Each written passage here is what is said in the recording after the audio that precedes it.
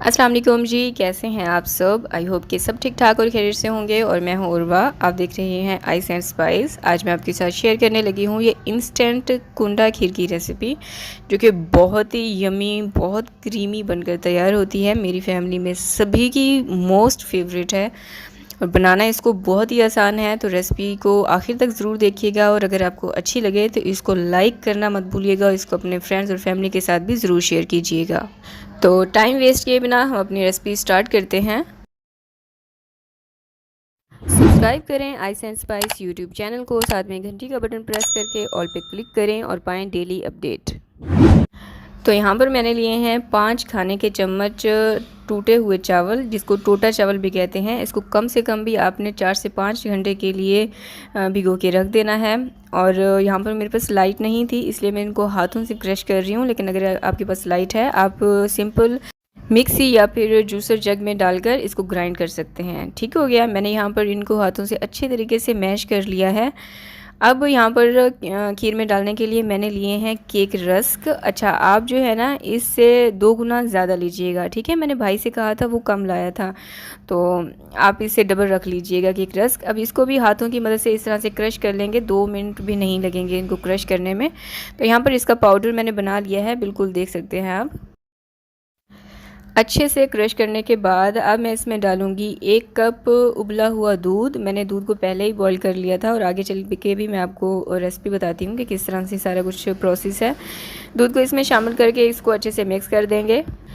दूध में शामिल करके इसलिए मैं मिक्स कर रही हूँ ताकि जब आगे चल के हम इसको जब पकाएंगे तो ये दूध में शामिल होकर गुठलियाँ नहीं बनेंगी, ठीक है। ये वाला प्रोसेस आप लाजमी कीजिएगा। अब यहाँ पर मैंने 1.5 किलो दूध लिया है। आप जो है 1 और आधा लीटर, ठीक है, ये भी कर सकते हैं, क्योंकि लास्ट वीडियो में मैंने किलो का हिसाब बताया था तो लोग कंफ्यूज हो रहे थे कि किलो नहीं लीटर होता है। किलो जो होता है ना वो 1 लीटर से थोड़ा सा ज़्यादा होता है, सही है। अच्छा, क्योंकि हम इंस्टेंट खीर बना रहे हैं इसलिए आपने ये वाला प्रोसेस पहले ही कर लेना है, यानी कि दूध को पहले ही आपने काढ़ कर या बॉईल करके रख देना है। तो इसमें मैंने शामिल किया है आधा चाय का चम्मच हरी इलायची का पाउडर। आप सादा डालें या इलायची का पाउडर डालें, ये आपकी अपनी मर्ज़ी है। 1 कप मैंने इसमें शामिल की है चीनी, आप अपने टेस्ट के मुताबिक एडजस्ट कर सकते हैं। और 1 कप ही मैंने इसमें शामिल किया है मिल्क पाउडर का। अच्छी क्वालिटी का आपने मिल्क पाउडर लेना है। इसको अच्छे से मिक्स कर देंगे। अच्छा, मिल्क पाउडर की जगह पर आप कंडेंस मिल्क का भी इस्तेमाल कर सकते हैं और आप खोए का भी इस्तेमाल कर सकते हैं। मेरे पास इस वक्त ये दोनों चीज़ें नहीं थी, इसका ऑल्टरनेट मैंने दूध शामिल किया है। ड्राई फ्रूट्स मैंने लिए हैं, इसमें मैंने बादाम और पिस्ता लिया है। ये मैंने लिया था आधा कप, इसको बारीक अच्छे से चॉप कर लिया मैंने। तो ये आपने आधे से ज़्यादा इसमें शामिल कर देने हैं और बाकी डेकोर के लिए आपने थोड़े से बचा लेने हैं। चावल जो हमने मैश करके रखे थे वो मैंने इसमें शामिल कर दिए और जो केक रस का मिक्सचर हमने बना के रखा था ना वो भी इसमें शामिल कर दिया है और इसको अच्छे से मिक्स कर देंगे। बहुत अच्छे तरीके से आपने इसको मिक्स करना है। फ्लेम जो है वो आपने लो टू मीडियम रखनी है। तो यहाँ पर मैंने इन सबको अच्छे से मिक्स कर लिया है। अब इसको ढक कर कम से कम भी आपने इसको 1 घंटे के लिए पकाना है।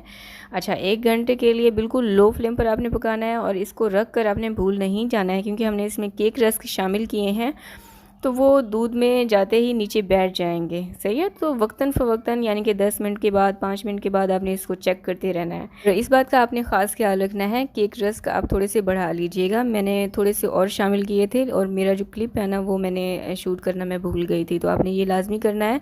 इससे आपकी खीर भी ज़्यादा बनकर तैयार होगी, यानी कि दूध जो है ना वो पक पक कर डिक्रीज़ नहीं होगा, बल्कि आपकी खीर की क्वान्टिटी अच्छी खासी जो है आपके पास आएगी।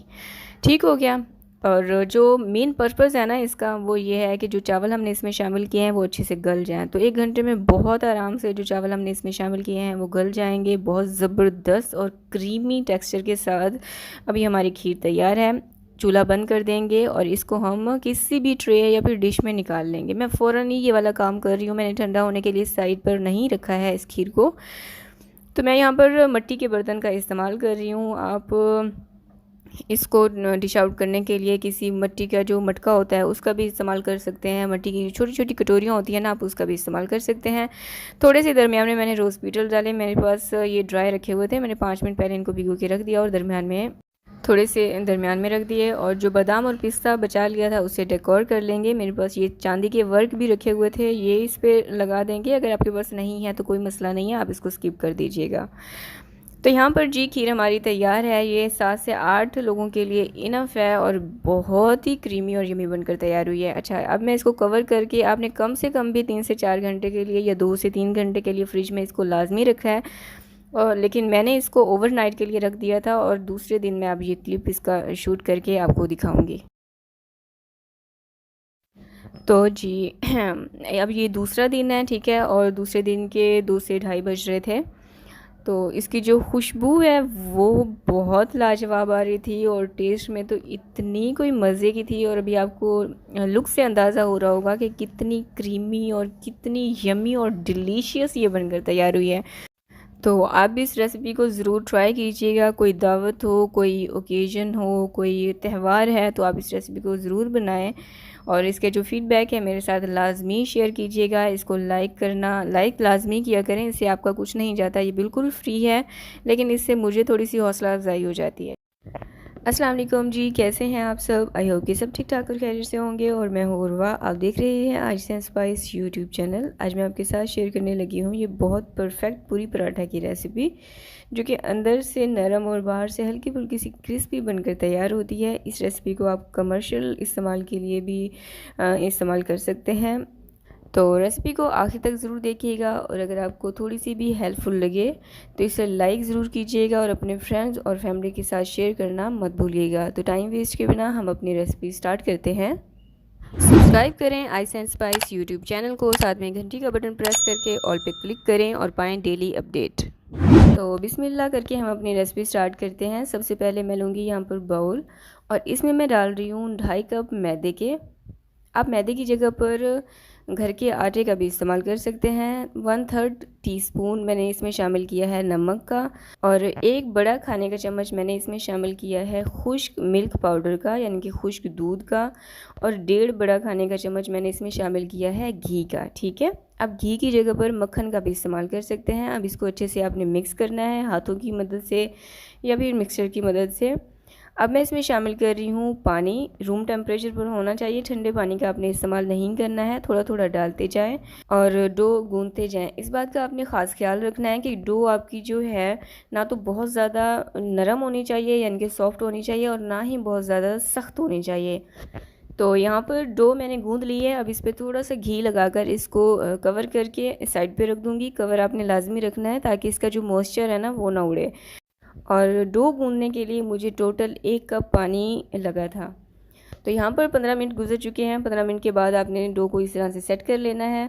सेट करने के बाद इसको आपने 6 हिस्सों में डिवाइड कर लेना है इक्वल, और इसके बॉल्स बना लेने हैं आपने।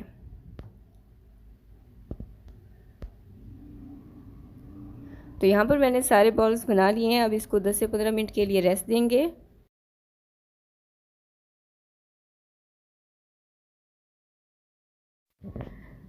10 मिनट गुजर चुके हैं। अब इसको जो है थोड़ा सा काउंटर पर मैदा डाल देंगे और इसकी बिल्कुल बारीक आपने रोटी बेल लेनी है।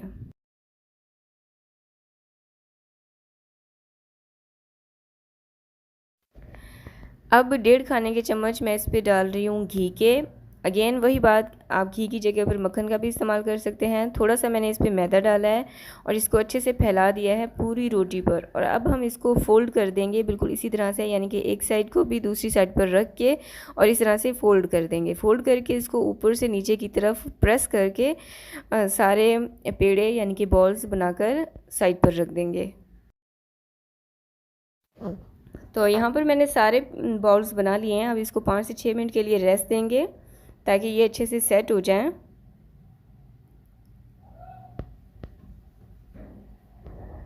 10 मिनट के बाद अब हम अपनी पूरियाँ बनाएंगे और ये जो पेड़े हैं इनको काउंटर से साइड पर कर दूंगी मैं। अब काउंटर पर थोड़ा सा ऑयल लगाएंगे और इस पूरी को बेल लेंगे। पहले आपने इसको हाथों की मदद से इस तरह से प्रेस करना है और फिर आपने इसको बेलना है। अब आपने फिंगर्स की मदद से इसके ऊपर इस तरह से हल्का हल्का सा निशान बना देने हैं। और दूसरी तरफ ऑयल को मैंने गर्म होने के लिए रख दिया था, जो कि मीडियम हॉट हो चुका है। बहुत केयरफुली आपने इसके अंदर पूरी को इस तरह से रख देना है। अच्छा, ऑयल जो है ना ये आपका बहुत ज़्यादा ना तो बहुत ज़्यादा गर्म होना चाहिए और ना ही बिल्कुल ठंडा होना चाहिए, मीडियम हॉट होना चाहिए। और इसको इस तरह से आपने फ्राई कर लेना है, हल्का सा ऊपर से प्रेस करते हुए। अच्छा, बिल्कुल हल्की आंच आपने नहीं रखनी है, वरना आपकी पूरियाँ जो है ना ये बिल्कुल पापड़ बन जाएंगी। तो दरमियाना गर्म होना चाहिए आपका ऑयल। अच्छा, ये पूरियाँ ना फ्राई होने में बहुत ज़्यादा टाइम नहीं लेती हैं, 2 से 3 मिनट में ये आपके पास फ्राई होके आ जाएंगी। जैसे ही आप देखें कि इस पे हल्का सा लाइट गोल्डन कलर आना स्टार्ट हो गया है, आपने इनको बाहर निकाल लेना है। थोड़ा सा भी इसको डार्क की तरफ मत लेके जाइएगा, क्योंकि बाहर निकालने के बाद भी ये कलर थोड़ा सा डार्क होगा इसका। तो इसी तरह से मैं सारी पूरियाँ फ्राई कर लूँगी।